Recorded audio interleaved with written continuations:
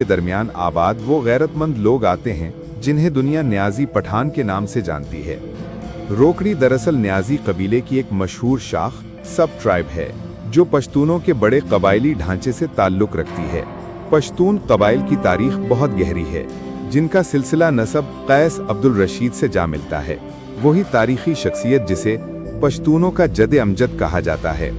कैस अब्दुल रशीद के कई बेटे थे और उन्हीं में से एक नस्ल से नियाजी कबीला वजूद में आया। यूं रोकड़ियों की जड़ें बराह रास्त अफगानिस्तान की उन पहाड़ी वादियों तक जाती हैं जहां कभी नियाजी पठानों के काफिले आबाद थे। अफगानिस्तान से बरे सगीर का सफर, रोकड़ी जात का सफर शुरू हुआ उस वक्त जब नियाजी कबीले के कुछ हिस्से जुनूबी अफगानिस्तान के इलाकों से निकलकर बर्रे सगीर की तरफ हिजरत करने लगे थे। ये दौर लोधी सल्तनत और फिर मुगलों का था।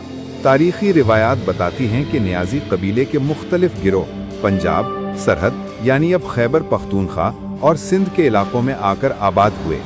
इन्हीं में कबीला मियाँ वाली की जमीन पर आ बसा, जहाँ दरियाए सिंध के किनारे उन्होंने अपने गांव बसाए और इन्हीं बस्तियों में से एक थी रोकड़ी।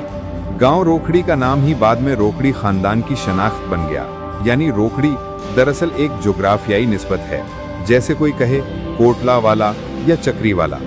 वैसे ही नियाजी कबीले के उस हिस्से ने जो गांव रोकड़ी में आबाद था, अपने नाम के साथ ये निस्बत इख्तियार कर ली। यूं नियाजी रोकड़ी या रोकड़ी नियाजी के अल्फाज एक पहचान बन गए। रोकड़ी गांव जिला मियांवाली के कदीम तरीन देहात में से एक समझा जाता है।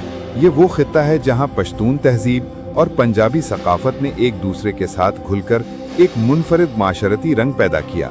यहाँ के लोग पश्तून गैरत, मेहमान नवाजी और वफादारी के साथ साथ पंजाबी मरवत, दोस्ती और मेहनत को भी अपने अंदर समेटे हुए हैं।